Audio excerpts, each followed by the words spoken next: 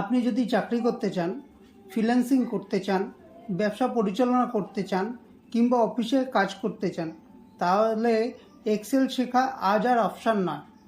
এটি একটি প্রয়োজনীয় দক্ষতা। অনেকে এক্সেল দেখে ভয় পায়, মনে করে এটি খুব কঠিন, কিন্তু সত্যি বলতে আজকেই ভিডিও শেষ হওয়ার পর আপনি এক্সেলের বেসিক বিষয় আত্মবিশ্বাসের সঙ্গে ব্যবহার করতে পারবেন। তাই ভিডিওটি শুরু থেকে শেষ পর্যন্ত দেখুন, কারণ আমরা একদম শুরু থেকে হাতে কলমে এক্সেল শেখাবো। আমি পলাশ, আর আপনারা দেখছেন AI CFO একাডেমি। এই চ্যানেলে নিয়মিত computer, Microsoft office, Excel, Tally, GST, AI tools চাকরির জন্য প্রয়োজনীয় ডিজিটাল স্কিল নিয়ে সহজ ভাষায় ভিডিও প্রকাশ করি। আজকের ভিডিওতে আমরা জানব এক্সেল কি, কেন এক্সেল শিখবেন, এক্সেলের ইন্টারফেস কি, র কলম এবং সেল কি জিনিস, data entry, formatting, basic formula এবং কিছু গুরুত্বপূর্ণ শর্টকাট। চলুন শুরু করি। আমার চ্যাপ্টার 1, এক্সেল কি। মাইক্রোসফট এক্সেল হলো একটি সেপারেট শিট বলতে একটি ডিজিটাল শিটকে বোঝায়, যেখানে তথ্য সংরক্ষণ, হিসাব নিকাশ, রিপোর্ট তৈরি এবং বিশ্লেষণ করা যায়। বিশ্বের প্রায় প্রতিটি অফিসেই এক্সেল ব্যবহার করা হয়, যেমন ব্যাংক, হসপিটাল, স্কুল, কলেজ, কোম্পানির সব জায়গায় এক্সেলের ব্যবহার রয়েছে। আপনি যদি এক্সেল ভালোভাবে জানতে, তাহলে চাকরির সুযোগ অনেক বেড়ে যায়। চলুন আমরা এক এক করে দেখি এক্সেল কি করে শিখব। Chapter 2, Excel interface. এখানে আমরা এক্সেলের বিভিন্ন অংশ চিনে নেব। সবার উপরে দেখো, এই যে আমি হাইলাইট করে দিয়েছি, এটা হচ্ছে এক্সেল টাইটেল। সবার উপরে হাইলাইট করা এটাকে বলছে এক্সেল টাইটেল। এর নিচে দেখো, এই যে বড় মোটা লম্বা বারটা আছে, এই বারটার নাম হচ্ছে রেবন। এই রেবনে কি কি থাকে? Home, insert, page layout, formula, data, review এবং ভিউ ট্যাব। বাম পাশে দেখো, এই যে আমি মার্কিং করে দিয়েছি, বাম পাশে এটাকে নাম বলে, এটার নাম আছে নেম বক্স। বাম পাশে যে বক্সটা আমি করে দিয়েছি, এই বক্সটা আছে, এটাকে বলে ফর্মুলা বার। পুরো জায়গাটার নাম হচ্ছে ফর্মুলা বার। এই যে দেখো, আমি হাইলাইট করে দিলাম, এটাকে বলে ফর্মুলা বার। ফর্মুলা বারের কাজ কি? আমরা যা টাইপ করব, যা ফর্মুলা লাগাবো, সব কিছু এই ফর্মুলা বারে শো হবে। এই যে মাঝখানে এই যে পুরো জায়গাটা সিলেক্ট করেছি, দেখো, এই জায়গাটাকে বলে ওয়ার্কশিট। এই পুরো জায়গাটাকে বলে ওয়ার্কশিট। নিচে, একদম নিচে দেখো লেখা আছে শিট ট্যাব। এখন 1 আছে, দেখো 2, 3, 4, 5, 6। তুমি যতবার ক্লিক করবে, এখানে একটা করে শিট বাড়তে থাকবে। ডান পাশে দেখো, আমি হাইলাইট করে দিয়েছি, এটার নাম হচ্ছে স্ক্রোল বার। ডান পাশে এই যে হাইলাইট করে দেওয়া আছে, এটাকে বলে স্ক্রোল বার। এগুলো খুব ভালোভাবে চিনে রাখো। আমাদের নেক্সট চ্যাপ্টার হচ্ছে চ্যাপ্টার 3।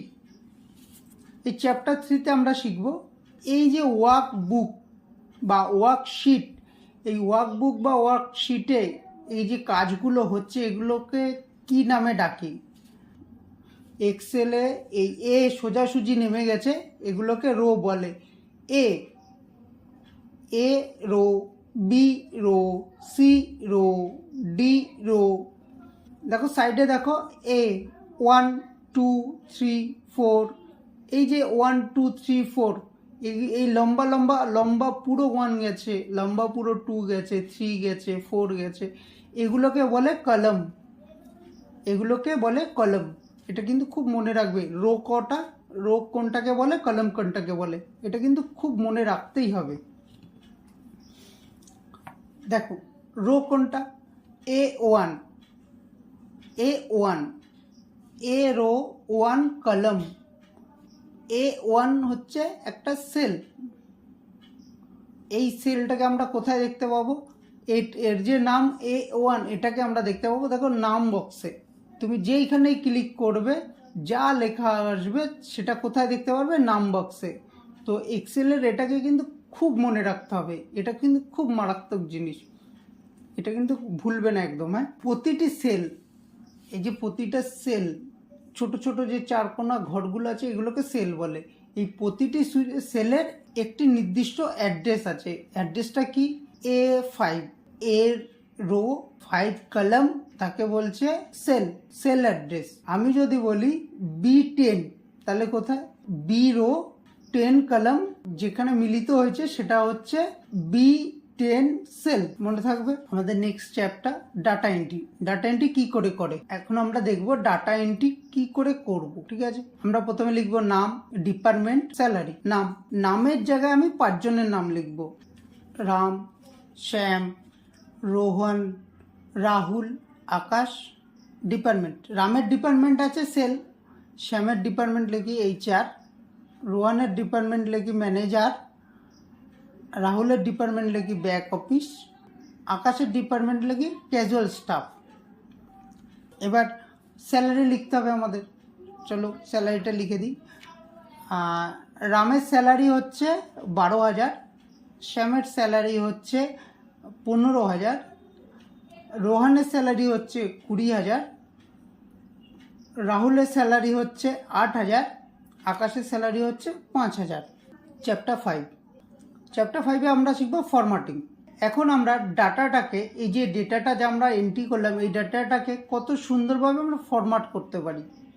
সিলেক্ট হওয়ার পরে ইনসার্টে যাব, ইনসার্টে গিয়ে দেখো যে বি লেখা আছে, বিটাকে ক্লিক করব। বিটাকে ক্লিক করলে দেখো বোল্ড হয়ে গেল, মোটা লেখা হয়ে গেল।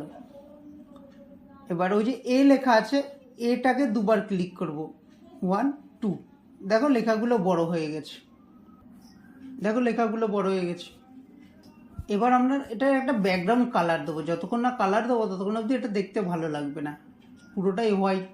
তাই এটা প্রথমে সিলেক্ট করলাম, নাম, ডিপার্টমেন্ট, স্যালারি সিলেক্ট করে ওই যে কালার আছে এটাকে বলে কালার, এটাতে ক্লিক করলাম, এই যে নেভি ব্লুটা দিলাম, এগুলো দিয়ে ব্ল্যাকে লেখা আছে। এবার আমি কি করব, সাইডে দেখো, সাইডে এ লিখে আন্ডারলাইনে দেখো একটা লাল দাগ আছে, ওটাতে ক্লিক করলাম, এ লিখে আন্ডারলাইন দেখেছো?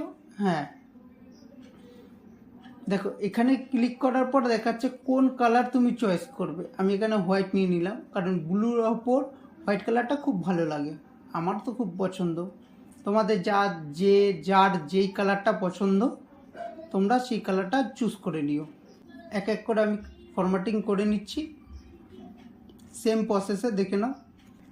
এবার আমরা বর্ডার দেব, ক্লিক করে এই যে আসতে নামলাম, নেমে এই দেখো অল বর্ডার, এটা ক্লিক করলে আমার পুরোটাই বর্ডার হয়ে গেল। এবার দেখো এটাকে দেখতে কতটা সুন্দর লাগছে, আগের থেকে অনেকটা পরিবর্তন হয়ে গেছে। আর এটার এখন প্রেজেন্টেশন করতেও খুব ভালো লাগবে। দেখো লেখাগুলো একটা সাইড আছে, লেখাগুলো একটা সাইড করা আছে, সব এক সাইড থেকে লেখাগুলো আছে। পুরোটাকে আবার সিলেক্ট করি, সিলেক্ট করে দেখো এ লেখার পাশে দেখো প্যারাগ্রাফ স্টাইল আছে, মিডিল আছে। তো ওখানে গিয়ে আমি মিডিল সেন্টার অ্যালাইনমেন্ট করব। তো ওটা ক্লিক করলে আমার লেখাগুলো পুরো সেন্টারে চলে আসবে। বোঝা গেল? দেখো এবার টেবিলটাকে দেখতেও খুব সুন্দর লাগছে, ডিজাইন করলাম, ডিজাইনটাও দেখতে খুব সুন্দর লাগছে। দেখো এবার একটা সাধারণ একটা শিট থেকে এটাকে এখন কতটা প্রফেশনাল দেখতে লাগছে, এটা দেখতেও খুব চোখে লাগছে, খুব দারুণ লাগছে। চ্যাপ্টার 6 আমরা শিখব ফর্মুলা। আমরা এখানে ফর্মুলা বসাবো, বেসিক কিছু ফর্মুলা আছে, সেই ফর্মুলাগুলো বসাবো। আসো দেখি। দেখো এখানে আমরা সবাই সবার স্যালারি দিয়ে দিয়েছি, দিয়ে নিচে একটা কলম বাদ দিয়ে তারপরের কলমে এখানে লিখলাম টোটাল স্যালারি। এই সেলটার পরের সেলটাকে টেনে একসাথে করে নিলাম, সিলেক্ট করে নিলাম, করে নিয়ে দেখো যেখানে সেন্টার অ্যালাইনমেন্ট করলাম তার পাশে 1 2 3 4 নাম্বার এটা ক্লিক করলাম, এটাকে বলে মার্জ সেল।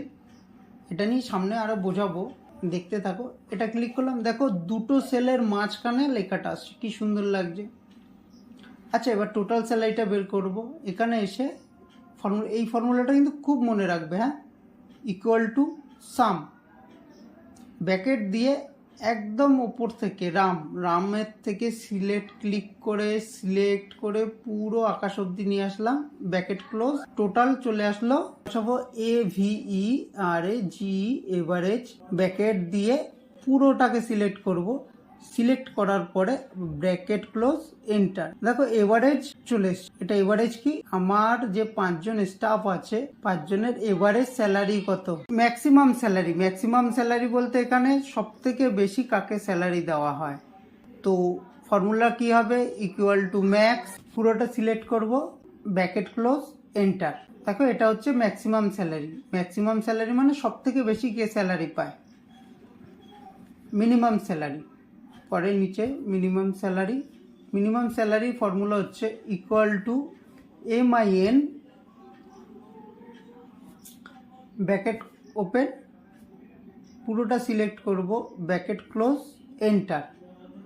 তাহলে এখানে বোঝা গেল কি সব থেকে কম স্যালারি কে পায়, বোঝা গেল।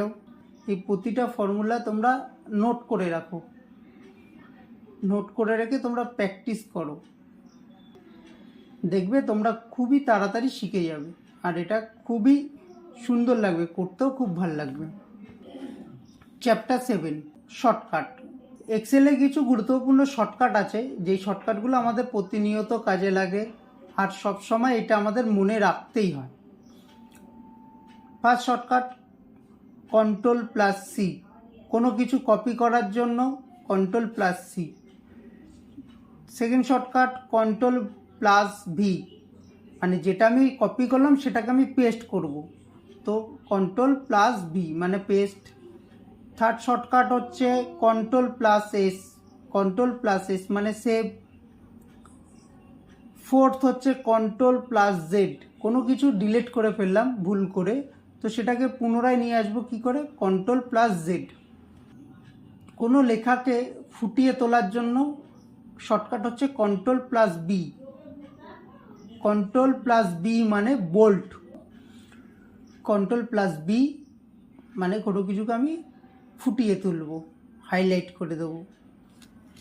তারপরে শর্টকাট হচ্ছে Ctrl+A, Ctrl+A কোনো কিছুকে চেঞ্জ করব, হয়তো ভুল লিখে ফেললাম, তো সেটাকে চেঞ্জ করার জন্য সেই সেলে ক্লিক করে আমি যদি F2 প্রেস করি তো সেটাকে আমরা এডিট করতে পারবো। লাস্ট শর্টকাট হচ্ছে সাম, অটো সাম, মানে এই যে আমি যোগগুলো করলাম সেই যোগগুলোকে খুব সহজেই এক সাম লিখে ব্র্যাকেট দিয়ে পুরো সিলেক্ট করে ব্র্যাকেট ক্লোজ করা, এত কিছু করার থেকে ইজি প্রসেস। নিচে যেখানটা আমি টোটালটা চাইছি ওখানে এসে অল্ট চেপে ধরে ইকুয়াল টু চাপো, দেখো অটো সাম। তো অটো সামের শর্টকাট হচ্ছে Alt+=, এটা কিন্তু ভেরি ইম্পর্ট্যান্ট। এটা যে কোনো জায়গায় খুব সহজে কিন্তু তুমি এটা দিয়ে কাজ করে নিতে পারবে। পরবর্তী ভিডিওতে আমরা এক্সেলে সবচেয়ে বেশি ব্যবহার 20খানা ফর্মুলা নিয়ে তার বিস্তারিত শিখব। যদি ভিডিওটি আপনাদের কাছে ভালো লাগে বা কাজে লাগে তাহলে একটি লাইক, কমেন্ট, শেয়ার করবেন এবং AICFO-কে সাবস্ক্রাইব করবেন। নতুন ভিডিও মিস না করতে বেল আইকনটি ক্লিক করে রাখুন। কমেন্টে জানাতে পারবেন এক্সেলের কোন বিষয়টি আপনি পরবর্তী ভিডিওতে দেখতে চান। নমস্কার, ধন্যবাদ।